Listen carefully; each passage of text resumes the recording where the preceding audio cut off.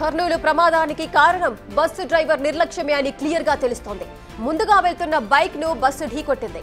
అలా కొంత దూరం బైక్ ను లాక్కొని వెళ్లింది బస్సు. ఆ తర్వాత తప్పించుకునే ప్రయత్నంలో వెనకాల నిద్రలో ఉన్న మరో డ్రైవర్ ను లేపాడు మెయిన్ డ్రైవర్. అప్పటికే బస్సుకు మంటలంటుకున్నాయి. ప్రయాణికులను నిద్ర లేపకుండా డ్రైవర్ ను కాపాడే ప్రయత్నం చేశాడు మెయిన్ డ్రైవర్. ముందుగానే ప్రయాణికులను అలర్ట్ చేస్తే ఇంతటి విషాదం జరగకపోవచ్చు. కేవలం పూర్తిగా డ్రైవర్ నిర్లక్ష్యమే ఇందుకు కారణంగా తెలుస్తోంది.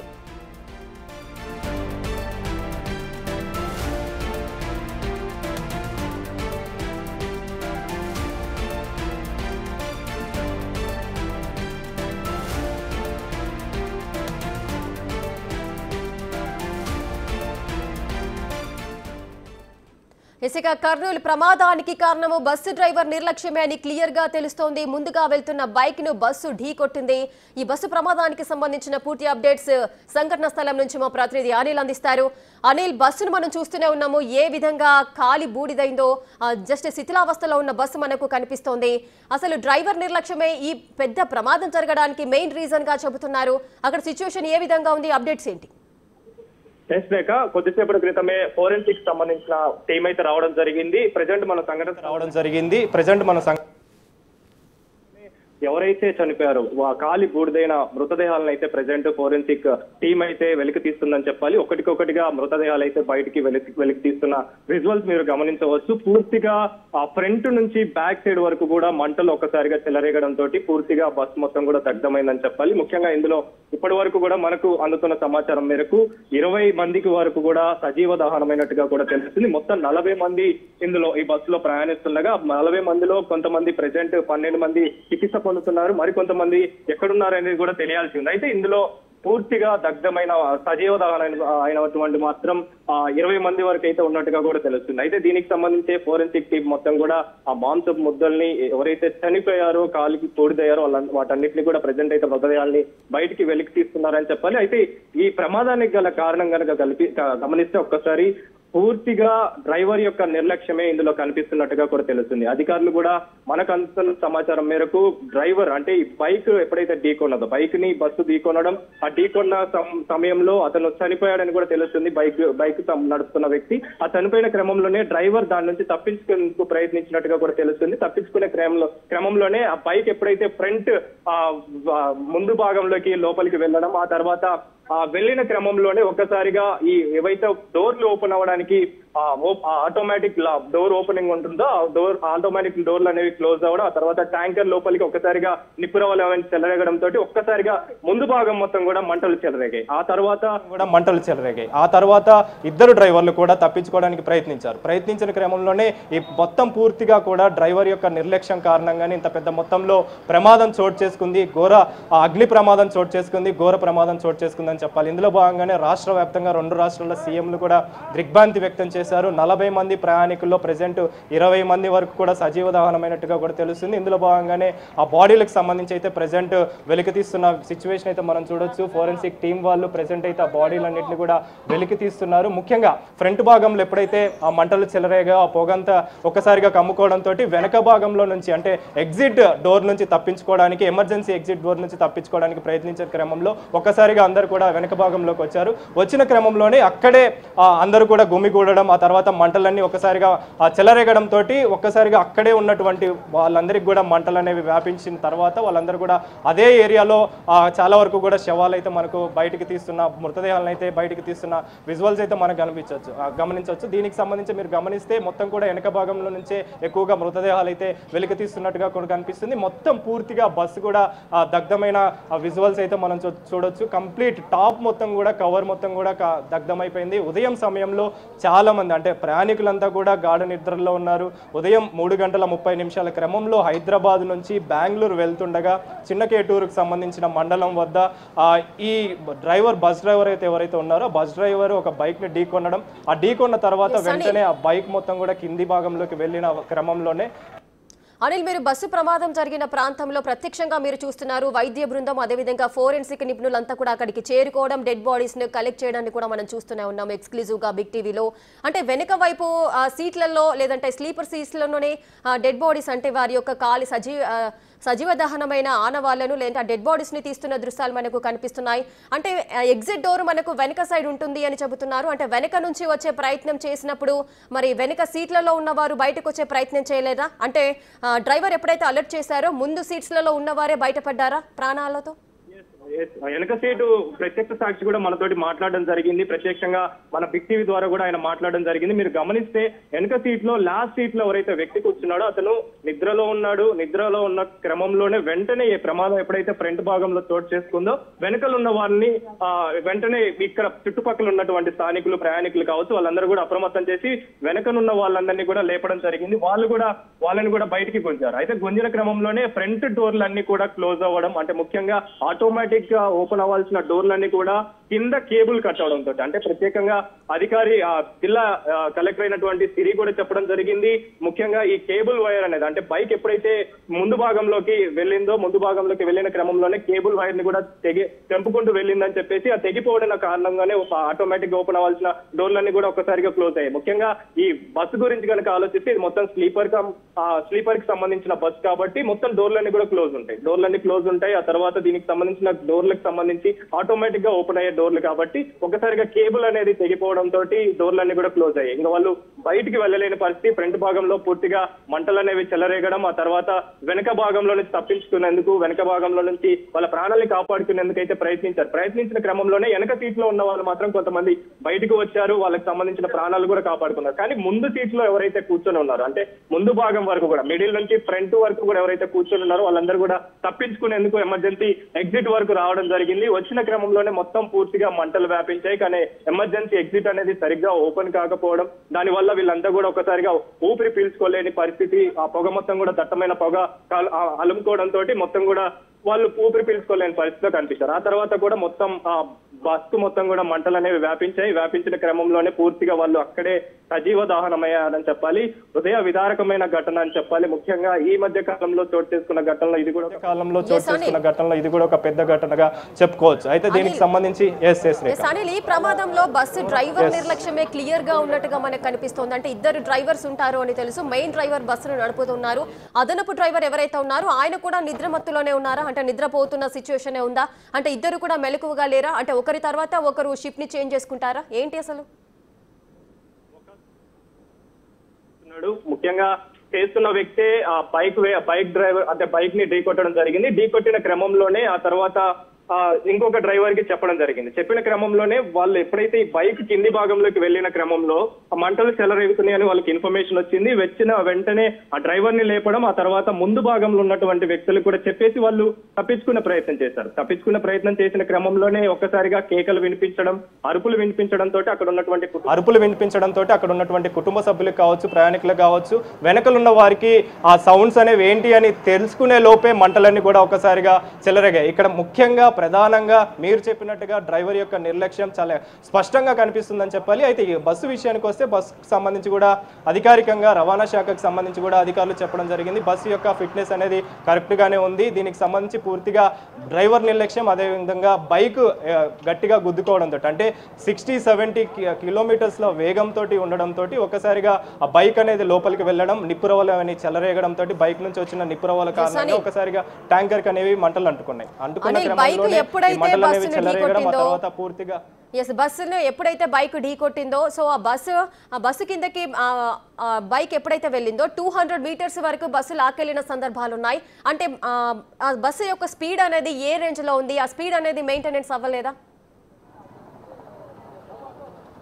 మామూలుగా తను ఎప్పుడైతే గుద్దాడో, డ్రైవర్ గుద్దిన క్రమంలో బైక్కు సంబంధించిన వ్యక్తి అక్కడే పడిపోవడం జరిగింది. అతను చనిపోయాడని చెప్పేసి నిర్ధారించుకున్న డ్రైవర్ ఒక్కసారిగా అక్కడ నుంచి తప్పించుకోవడానికి ప్రయత్నించిన క్రమంలోనే 200 మీటర్ల వరకు కూడా బండిని ఈడ్చుకుంటూ వెళ్ళాడు. ఎప్పుడైతే ఈడ్చుకుంటూ వెళ్ళాడో, మీరు గమనిస్తే నార్మల్గా ఏదైనా సరే ఒక రోడ్డు మీద ఒక వస్తువుని ఈడ్చుకుంటూ వెళ్తున్నామంటే ఖచ్చితంగా నిప్పురవ్వలు అనేవి చెలరేగుతాయి. నిప్పురవ్వలు ఎప్పుడైతే చెలరేగాయో ఆ నిప్పురవ్వలకు సంబంధించి ఆ ట్యాంకర్ కింద ముందు భాగంలో ఈ బైక్ అనేది దూసుకు వెళ్ళడం, ఆ ఇరుక్కున్న భాగం నుంచి కూడా బస్సు అనేది ముందుకి ముందుకు వెళ్తూ కూడా వెళ్ళడం జరిగింది. అయితే అందులో భాగంగానే 200 మీటర్ల వరకు కూడా ఆ వేగంతో అంటే 60-70 కిలోమీటర్స్ల వేగంతో బస్సుకు సంబంధించి వేగం ఉంది. ఆ క్రమంలోనే బైక్ను కూడా ఈడ్చుకుంటూ వెళ్ళిన క్రమంలోనే ఈ ప్రమాదం అనేది చోటు చేసుకుందని చెప్పేసి ముఖ్యంగా మీరు ఒక్కసారి కనుక గమనిస్తే వెనక భాగం వరకు ప్రయత్నించారు, వెనక భాగంలోకి రావాలని చూశారు, కానీ ప్రయాణికులు ఎవరు కూడా రావడానికి ప్రయత్నించినా కూడా ఎమర్జెన్సీ ఎగ్జిట్ అనేది సరిగ్గా ఓపెన్ కాకపోవడం, దానివల్ల ప్రమాదం అనేది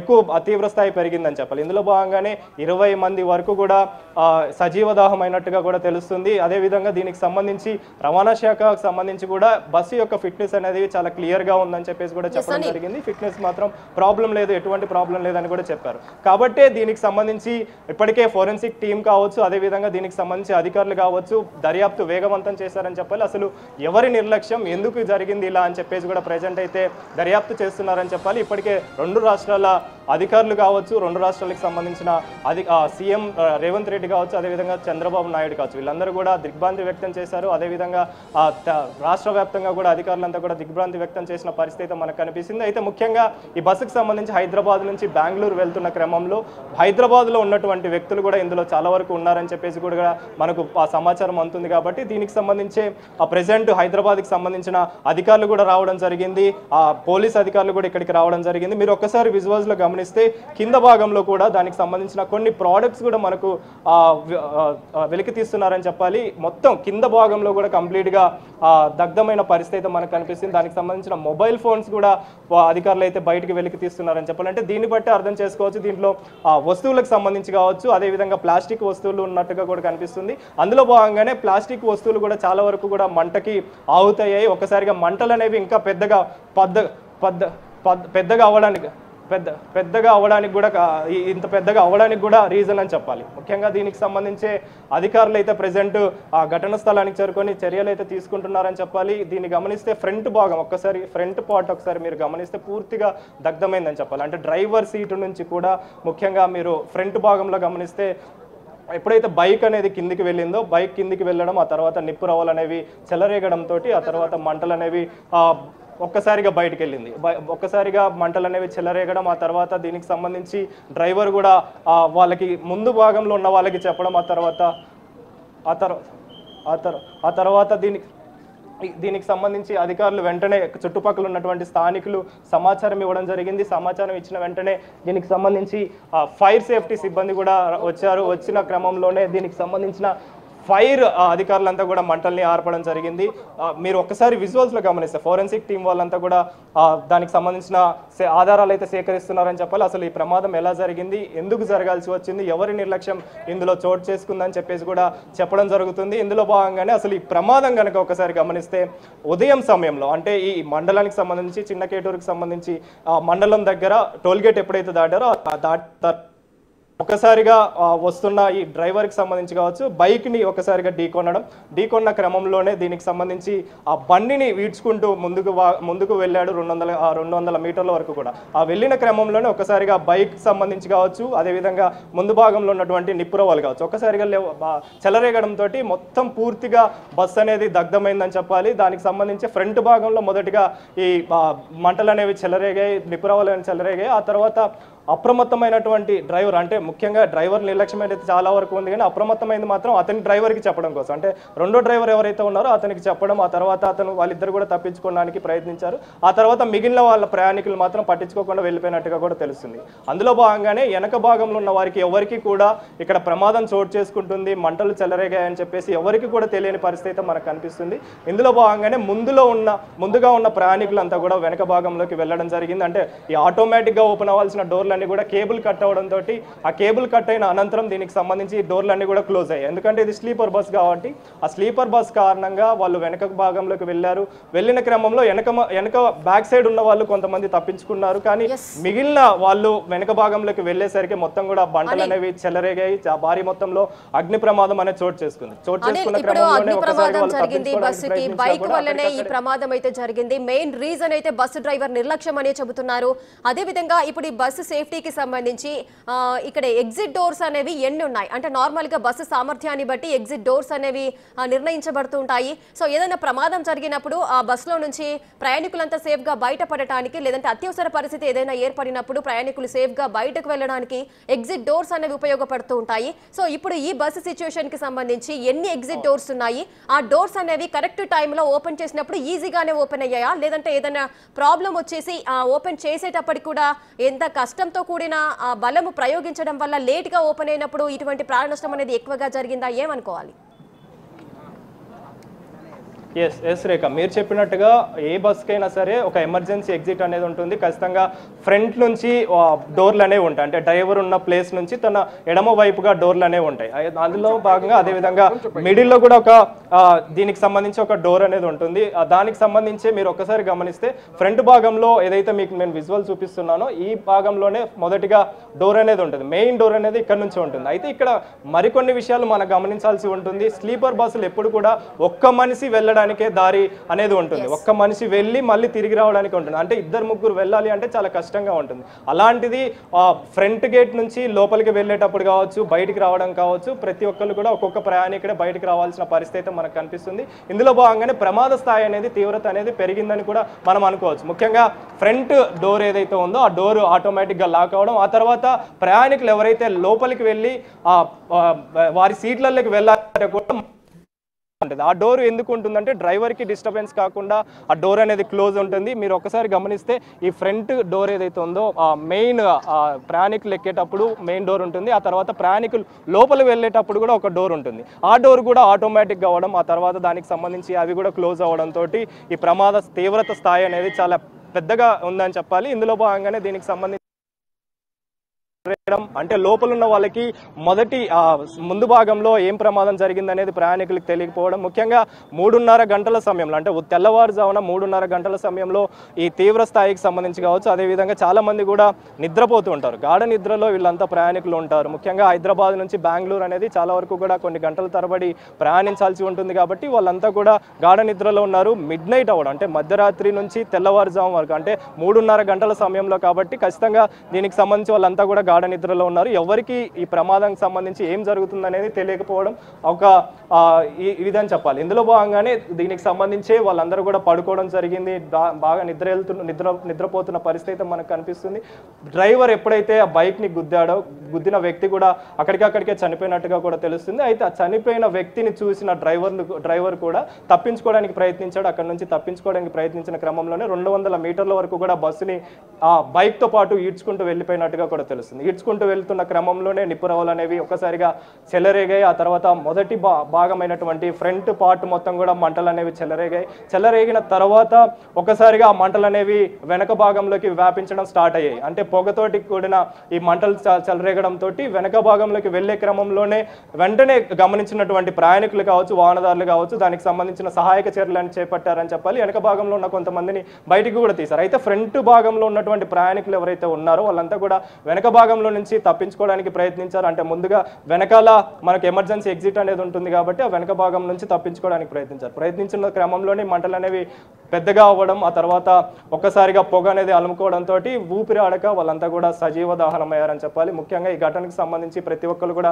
దిగ్భ్రాంతి వ్యక్తం చేస్తున్నారని చెప్పాలి. ఇంత పెద్ద మొత్తంలో ప్రమాద స్థాయి అనేది, ప్రమాద తీవ్రత అనేది జరగడం అనేది ఇప్పటి వరకు కూడా ఇప్పుడు జరిగిన ఘటనలో కూడా ఇదొకటే అని చెప్పాలి. ఇందులో భాగంగానే ఇటు ఏపీకి సంబంధించి కావచ్చు, అదేవిధంగా రాష్ట్రానికి సంబంధించి కావచ్చు, ప్రతి ఒక్కరు కూడా తెలంగాణ రాష్ట్రానికి సంబంధించి కావచ్చు వాళ్ళంతా కూడా ప్రజెంట్ అధికారులంతా కూడా అప్రమత్తమయ్యారు. సహాయక చర్యలు అయితే చేపడుతున్నారని చెప్పాలి. ఇప్పుడు ముఖ్యానికి దీనికి సంబంధించి హైదరాబాద్ నుంచి వస్తున్న ప్రయాణికులు కూడా ఇందులో ఉన్నట్టుగా కూడా తెలుస్తుంది. ఇందులో 20కి పైగా ప్రయాణికులు హైదరాబాద్కి చెందిన వాళ్ళుగా కూడా తెలుస్తుంది. అయితే వాళ్ళకి సంబంధించిన డీటెయిల్స్లో భాగంగానే సీఎం రేవంత్ రెడ్డి కూడా ఆదేశాల మేరకు ప్రజెంట్ వాళ్ళకి సంబంధించిన అధికారులు కూడా తెలంగాణ రాష్ట్రానికి సంబంధించిన అధికారులు కూడా ఘటనా స్థలానికి చేరుకొని వాళ్ళకి సంబంధించిన డీటెయిల్స్ కావచ్చు, వివరాలు కావచ్చు సేకరిస్తున్నారు. వాళ్ళకి సంబంధించిన సహాయక చర్యలు అనేవి కొనసాగుతున్నాయని చెప్పాలి. ఇప్పుడు ఏపీకి సంబంధించి కూడా బెంగళూరు వైపుగా వెళ్తుంది కాబట్టి ఏపీకి సంబంధించి కూడా వీళ్ళంతా కూడా అధికారులు రావడం జరిగింది. ఇప్పటికే హెల్త్ డిపార్ట్మెంట్కి సంబంధించి కావచ్చు, ఎస్డీఆర్ఎఫ్ సంబంధించి కావచ్చు, అదేవిధంగా అన్ని డిపార్ట్మెంట్లు కూడా సహాయక చర్యలు అనేవి చేపట్టారని చెప్పాలి. ముఖ్యంగా ఇప్పటి వరకు కూడా క్షతగాత్రులకు సంబంధించి అయితే కర్నూలుకి అయితే కర్నూలు దగ్గర ఉన్నటువంటి ఆసుపత్రికి అయితే తరలించారని చెప్పాలి. వాళ్ళకి సంబంధించి మెరుగైన వైద్యం అందించాలని చెప్పేసి కూడా ఇప్పటికే అధికారులు అయితే తెలపడం జరిగింది. ఇప్పటికే దీనికి సంబంధించి కంట్రోల్ రూమ్లు కూడా ఏర్పాటు చేశారు. దానికి సంబంధించిన కలెక్టర్లు కూడా ఆదేశాల మేరకు ప్రజెంట్ అయితే ఆ కంట్రోల్ రూమ్లు కూడా ఏర్పాటు చేయడం జరిగింది. ఫ్యామిలీకి సంబంధించి కావచ్చు ప్రజెంట్ విషాద ఛాయలు అనుకున్నాయని చెప్పాలి. ఇటు హైదరాబాద్కి సంబంధించిన వాళ్ళు కావచ్చు, ఏపీకి సంబంధించిన వాళ్ళు కావచ్చు ఉండడంతో ప్రజెంట్ అయితే విషాద ఛాయలు అనుకున్నాయి. దిగ్భ్రాంతి వ్యక్తం చేస్తున్న పరిస్థితి మనకు కనిపిస్తుంది. ఇటు కేంద్రం నుంచి కూడా సెంట్రల్ నుంచి కూడా అందరూ అధికారులు కావచ్చు, నాయకులు కావచ్చు దిగ్భ్రాంతి వ్యక్తం చేస్తున్న పరిస్థితి మనకు కనిపిస్తుంది. ముఖ్యంగా ఈ బస్సుకు సంబంధించి కింద భాగంలో కూడా ప్లాస్టిక్ సంబంధించిన వస్తువులు కూడా మనకు కనిపిస్తున్న సిచ్యువేషన్ మనం చూడొచ్చు. ఆ ప్లాస్టిక్ వస్తువులు కూడా ఈ మంటల్లో కాలి బూడిదయ్యాయి. అయితే ప్లాస్టిక్ సంబంధించి ఎప్పుడైతే మంటలు అనేవి చెలరేగుతాయో ప్లాస్టిక్ అనేది కూడా చాలా పెద్ద మొత్తంలో మంటలు అనేవి చెలరేగడానికి అవకాశం ఉంటుంది. అందులో భాగంగానే ఈ మంటలు కూడా చాలా ఎక్కువగా చెలరేగాయని చెప్పాలి. అయితే ఈ స్లీపర్ బస్ విషయానికి వస్తే ప్రజెంట్ అయితే ఫిట్నెస్ విషయానికి వస్తే రవాణా శాఖకు సంబంధించి ఏపీ రవాణా శాఖకు సంబంధించి అయితే ప్రజెంట్ ఫిట్నెస్ బాగానే ఉంది. కానీ దీనికి సంబంధించి ముఖ్యంగా బైక్ వేగంగా వచ్చి ఢీకొనడం, ఆ తర్వాత బైక్ ఢీకొన్న కారణంగానే ప్రజెంట్ అయితే ఈ ప్రమాద స్థాయి అనేది పెరిగింది. ఇంత పెద్ద ప్రమాదం జరిగిందని చెప్పేసి వాళ్ళు చెప్పడం జరిగింది. అయితే స్లీపర్ బస్ విషయానికి వస్తే మీరు ఒక్కసారి గమనించండి, పూర్తిగా దగ్ధమైంది. ఆ తర్వాత ఫ్రంట్ డోర్ నుంచి లోపలికి వెళ్ళడానికి గమనిస్తే కనుక ప్రయాణికులు ఎవరైనా సరే ఒక్కళ్ళే వెళ్ళాల్సి ఉంటుంది, ఒక్కళ్ళే వెళ్ళి మళ్ళీ ఒక్కళ్ళే రావాల్సి ఉంటుంది. అంటే ఇద్దరు ముగ్గురు వెళ్ళడానికి కూడా పరిస్థితి అయితే మనకు ఆ స్లీపర్ బస్సులో కనిపిస్తుంది. దీన్ని బట్టి అర్థం చేసుకోవచ్చు ప్రతి ఒక్కరు కూడా ఈ ప్రైవేట్ ట్రావెల్స్కి సంబంధించి వి కావేరీ ట్రావెల్స్కి సంబంధించిన బస్ కావడం, అదేవిధంగా వాళ్ళకి ప్రయాణికుల యొక్క క్షేమం కంటే ప్రయాణికుల యొక్క డబ్బే ముఖ్యం అన్నట్టుగా అయితే ఈ బస్సును చూస్తేనే మనకు తెలుస్తుంది. ఇందులో భాగంగానే దీనికి సంబంధించి ఒక్క వ్యక్తి ప్రయాణికుడు లోపలికి వెళ్ళడం, ఆ తర్వాత ప్రయాణికుడు బయటికి రావడానికే మనకు ఆ గ్యాప్ మాత్రమే ఉంది. అంటే ఇద్దరు ముగ్గురు వెళ్ళడానికి తప్పించుకోవడానికి లేని పరిస్థితి మనకి ఈ బస్సు ద్వారా అయితే చూస్తుంటే కనిపిస్తుంది. కాబట్టి దీనికి సంబంధించి ప్రజెంట్ అధికారులు దర్యాప్తు అయితే వేగవంతం చేశారని చెప్పాలి. వేగవంతంలో భాగంగా ఎవరి నిర్లక్ష్యం దీంట్లో ఎక్కువగా ఉంది, అసలు ఈ బస్సుకు సంబంధించి కావచ్చు ఇంత పెద్ద మొత్తంలో ప్రమాద స్థాయి అనేది పెరగడానికి గల కారణం ఏంటనే కోణంలో అయితే ప్రజెంట్ పోలీసులు అదేవిధంగా అధికారులు అయితే దర్యాప్తు ముమ్మరం చేశారని చెప్పాలి. ఈ బస్సుకు సంబంధించి కావచ్చు స్లీపర్ బస్సులు ఏవైనా సరే క్లోజ్డ్ గా ఉంటాయి, అదేవిధంగా ఒక వ్యక్తి వెళ్ళడానికే ఉంటున్నాయి అని చెప్పేసి కూడా ప్రజెంట్ అయితే స్థానికంగా కలవరం పెడుతున్న పరిస్థితి అయితే మనకు కనిపిస్తుంది. రేఖ అనిల్, ఒక్కసారి మనం బస్సు సిచ్యువేషన్ చూసుకున్నట్లయితే ఆ బస్సులో డ్రైవర్ కూర్చోవడానికి కేవలం ఒక సీటే మనకు కనిపిస్తుంది ఫ్రంట్ లో. అదే విధంగా అక్కడ వెనక సైడ్ లో కూడా ఏదైనా సీసీ కెమెరాలు ఏదైనా ఏర్పాటు ఉంటుందా? కొన్ని బస్సులలో మనం అరేంజ్మెంట్స్ చూస్తుంటాం, సీసీ కెమెరాలు కూడా ఏర్పాటు చేసి ఉంటాయి. సో ఈ బస్సుకు అటువంటి ఏర్పాట్లు ఏదైనా ఉందా? ఆనవాళ్ళు ఏమైనా కనిపిస్తున్నాయా? మీరు చెప్పినట్టుగా ఏ స్లీపర్ బస్కైనా ఖచ్చితంగా డ్రైవర్కి సంబంధించి కావచ్చు, డ్రైవర్ కూర్చున్న ప్లేస్ దగ్గర నుంచి డ్రైవర్కి సంబంధించి మరో డ్రైవరు వెనక సీట్లో కానీ లేకపోతే డ్రైవర్ వెనకాల కానీ ఒక సీట్ అనేది ఏర్పాటు చేసి ఉంటుంది. కానీ ఈ డ్రైవర్ దగ్గర మాత్రం ఎలాంటి సీట్ బ్యాక్ సైడ్ అయితే ఏర్పాటు చేసలేదు. అంటే ఇద్దరు డ్రైవర్లు ఉంటారు, ఇద్దరు డ్రైవర్లకు సంబంధించి ఒకరు డ్రైవింగ్ చేస్తుంటే మరొకరు మాత్రం రెస్ట్ తీసుకుంటూ ఉంటారు, రెస్ట్ మోడ్లో ఉంటారు.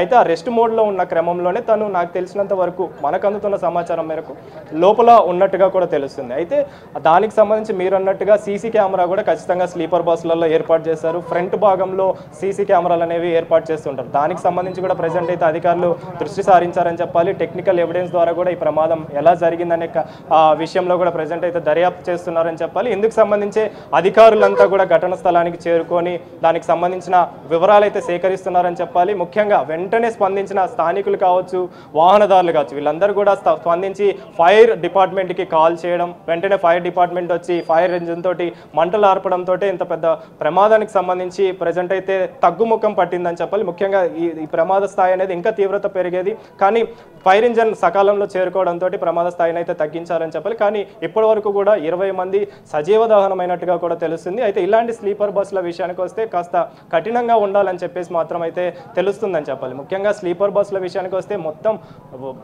బస్ మొత్తం కూడా కవర్ అయి ఉంటుంది. ఆ కవర్ అయిన క్రమంలోనే ఎక్కడి నుంచి కూడా మనకి ఒక గాలి కావచ్చు, బయట నుంచి ఎలాంటి విజువలైజేషన్ విషయానికి వచ్చినా కూడా మొత్తం క్లోజ్ ఉంటుంది, క్లాత్లు అనేవి ఉంటాయి, దానికి సంబంధించి కర్టన్స్ అనేవి ఏర్పాటు చేస్తారు.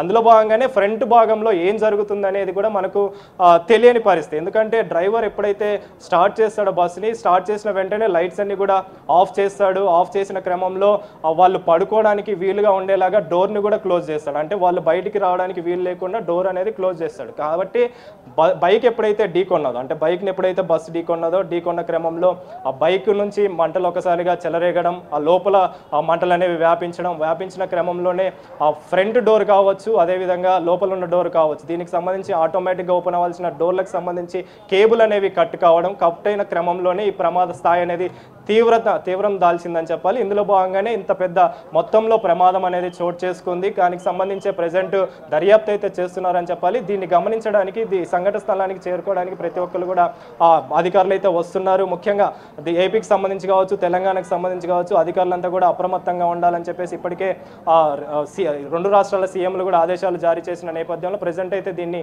వివరాలు తెలుసుకునేందుకైతే అధికారులు దర్యాప్తు ముమ్మరం చేశారని చెప్పాలి. అయితే ప్రతి ఒక్కరు కూడా కన్నీరు మున్నీరుగా విలపిస్తున్నారని చెప్పాలి. విషాద ఛాయలు అలుముకున్నాయని చెప్పాలి. అంటే మరికొద్దిసేపట్లో దీనికి సంబంధించి బెంగళూరుకి సంబంధించి అంటే ఉదయం 6-7 అయితే ఇంటి దగ్గరికి చేరుకుంటాము. చాలా మంది కూడా హైదరాబాద్ నుంచి బెంగళూరు వెళ్తున్న క్రమంలో కొంతమంది పనుల నిమిత్తం అనిల్, ఒక విషయం, మన ఎయిర్ బస్ అంటే విమానాలకు సంబంధించి ఏదైనా ప్రమాదం ఎదురైనప్పుడు లేదంటే ఏదైనా డేంజర్ జోన్ లో ఉన్నప్పుడు ఒక క్లియర్ కట్ గా అలారం అనేది మోగుతూ ఉంటుంది.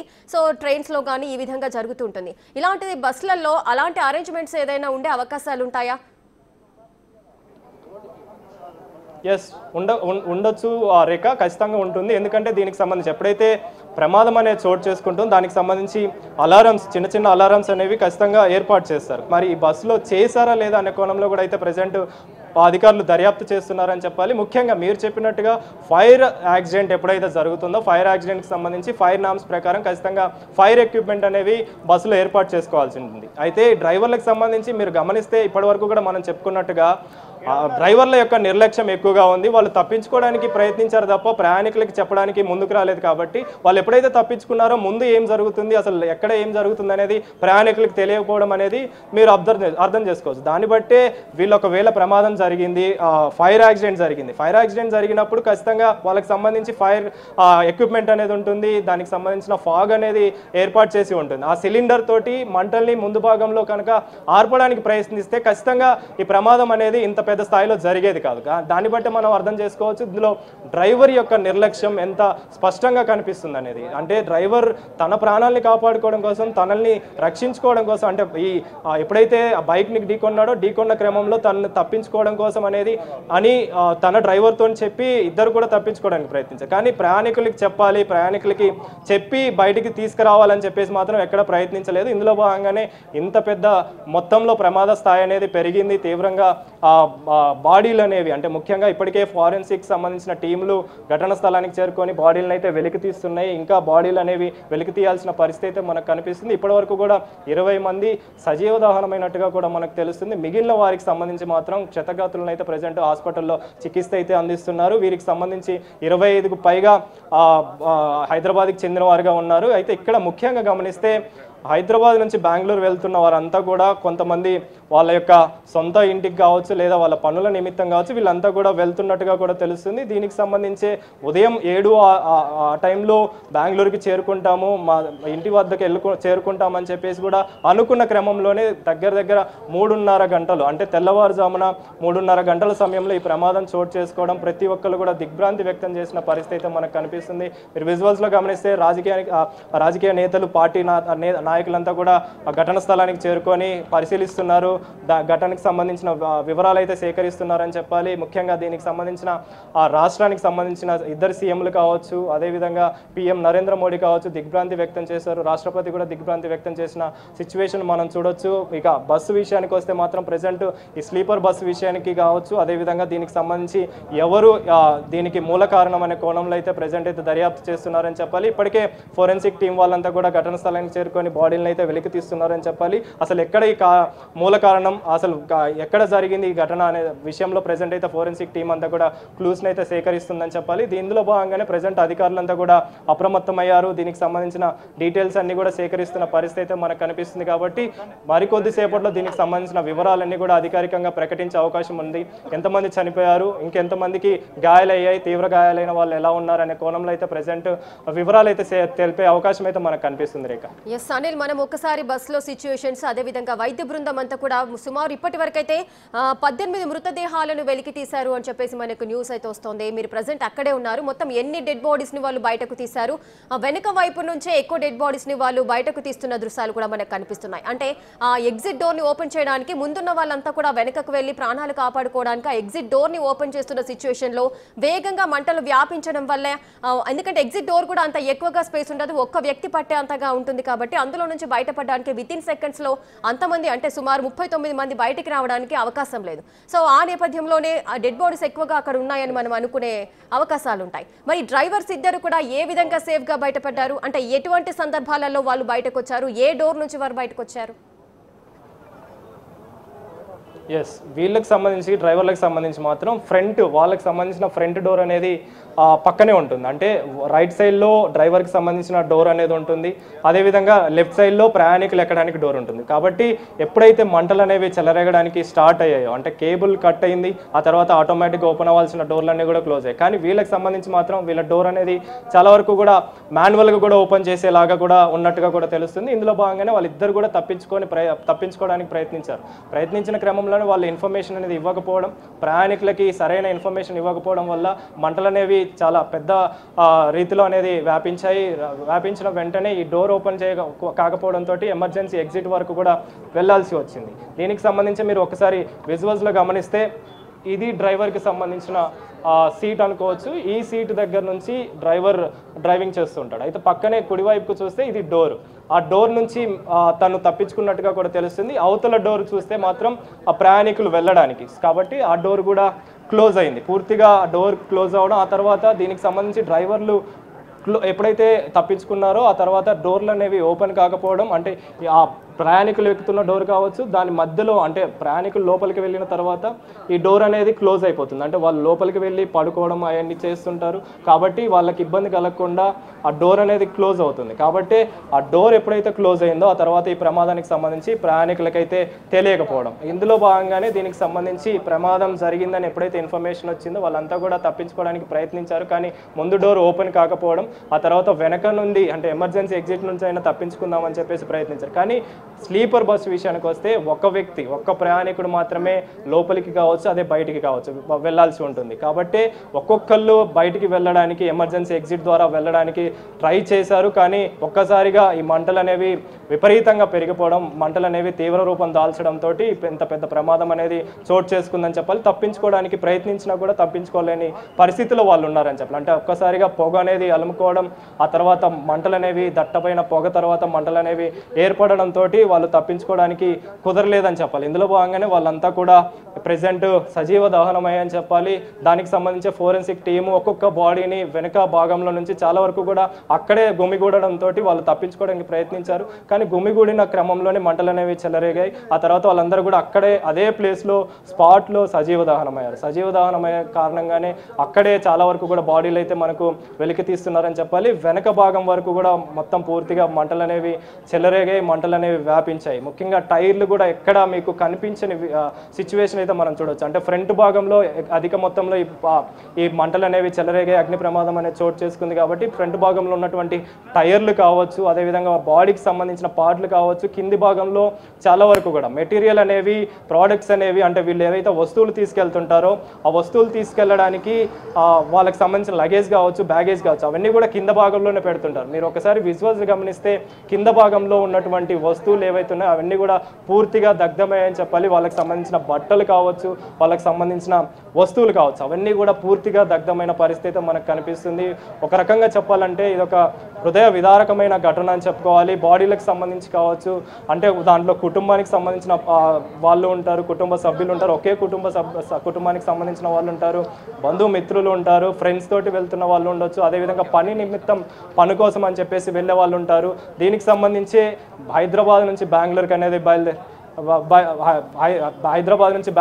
బయలుదేరడం జరిగింది. కాబట్టి దీనికి సంబంధించిన ప్రమాద స్థాయి అనేది ఇంత పెద్ద మొత్తంలో చోటు చేసుకుందని చెప్పాలి. దీనికి సంబంధించి ఫోరెన్సిక్ టీం అంతా కూడా ఆ ఘటన స్థలానికి చేరుకొని ప్రెజెంట్ అయితే ఆ బాడీని అయితే వెలికి